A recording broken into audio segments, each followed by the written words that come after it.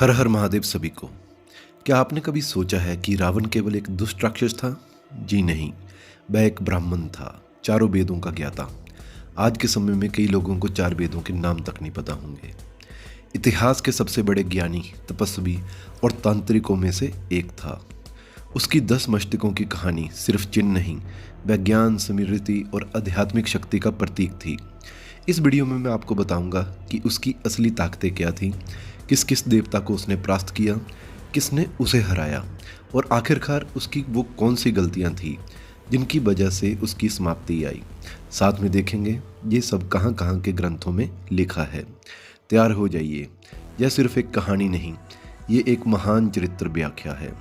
रावण के पिताजी का नाम ऋषि विशर्वा था और माँ का नाम केकसी था। विशर्वा जी मूलांत एक ब्राह्मण ऋषि थे, इसलिए रावण को ब्राह्मणीय शिक्षा मिली, वह ब्राह्मण माना जाता है। इसलिए हम शुरुआत से ही ये हाईलाइट करते हैं कि रावण एक ब्राह्मण ज्ञानवान था, शास्त्रों और मंत्रों का पारंगत। वे वेद, मंत्र, तंत्र, शास्त्र, संगीत और आयुर्वेद शस्त्र कला में पारंगत थे। कहा जाता है कि उन्होंने गुरु शिक्षा लेकर बहुत तेज तप किया, विशेषकर भगवान शिव के समक्ष।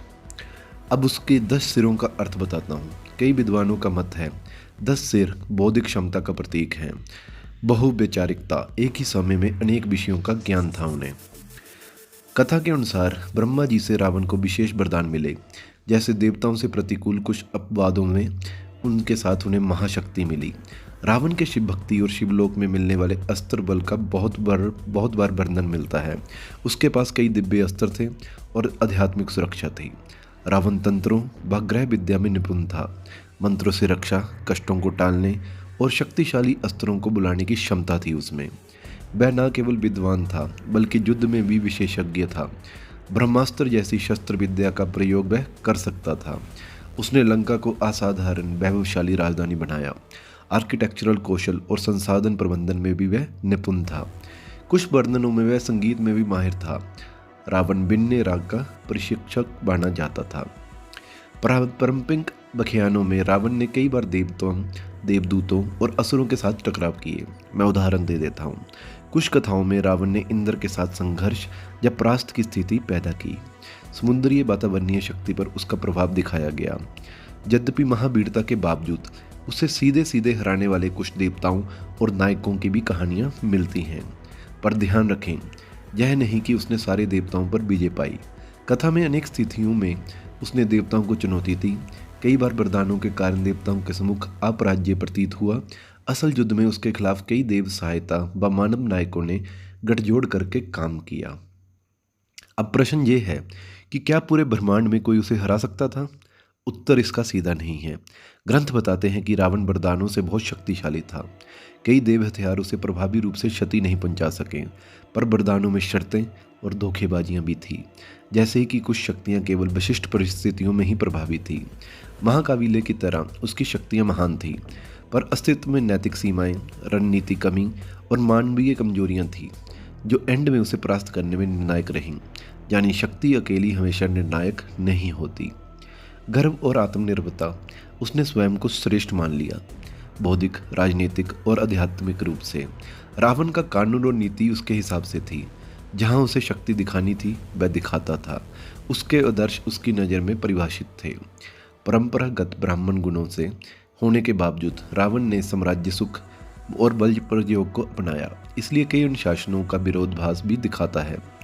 बहुत बुद्धिमान होने के बावजूद उसने कई मौक़ों पर अहंकार और अपमान दिखाया।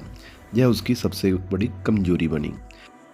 कई लोग बोलते हैं कि नवग्रहों पर उसका नियंत्रण था। क्या ये सच है?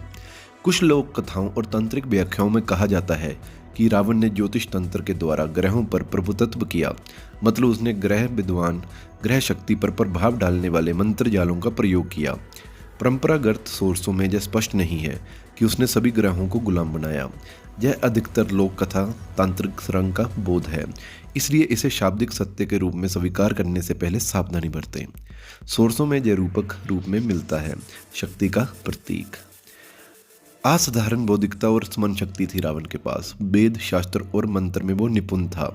शक्तिशाली तपस्वी और भगवान शिव का अनन्य भक्त। उत्कृष्ट शासक, लंका को सुव्यवस्थित, समृद्ध और विचित्र रूप से शानदार बनाया उसने। शिल्प और संगीत में माहिर, सांस्कृतिक व कलात्मक संवर्धन। अपनी बुद्धि और वरदानों से वह अभिमानी बन गया। उसे लगा कि उसे कोई हरा नहीं सकता। और सीता का अपहरण उसके जीवन की सबसे बड़ी भूल थी। ये न केवल व्यक्तिगत अपराध था, बल्कि राजनीतिक और धार्मिक नीति के भी विरुद्ध था। राम जी और उनकी शक्ति के साथ प्रतिकूल परिणाम निश्चित था।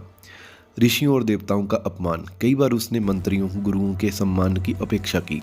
इससे उनके अनेक दुश्मन बने। अपने वरदानों और शक्ति का रणनीतिक उपयोग गलत दिशा में किया। मानवीय और नैतिक सीमाओं का उल्लंघन हुआ। अपनी कमजोरियों जैसे कि मानसिका, इमोशन के चलते रिश्तों में विफल रहा। खासकर सीता प्रकरण के उसकी अंतर्मात्मा की राजनीति बिगाड़ दी। यही वो बिंदु है जिनके कारण महानता के बावजूद उसका अंत निश्चित हुआ। ये एक क्लासिक त्रासदी है। महान बुद्धि प्लस बड़ा अहंकार इज इक्वल टू आत्म विनाश। आखिरकार भगवान श्री राम और उनके साथ देव सेनाएं, मानव वानर गठजोड़ ने रावण का सामना किया। युद्ध में रावण का वीरतापूर्ण पराक्रम दिखा, पर उसकी गलत रणनीतियों और राम जी का नैतिक धर्म दोनों मिलकर निर्णायक बने।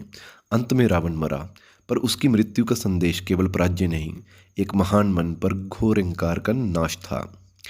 ये अलग अलग ग्रंथों और सोर्सों से जो मैंने बातें ली हैं वो भी मैं आपको बता देता हूँ। वाल्मीकि रामायण मुख्य प्रमाणिक सोर्स। रावण का चरित्र और युद्ध विवरण इससे लिया गया है।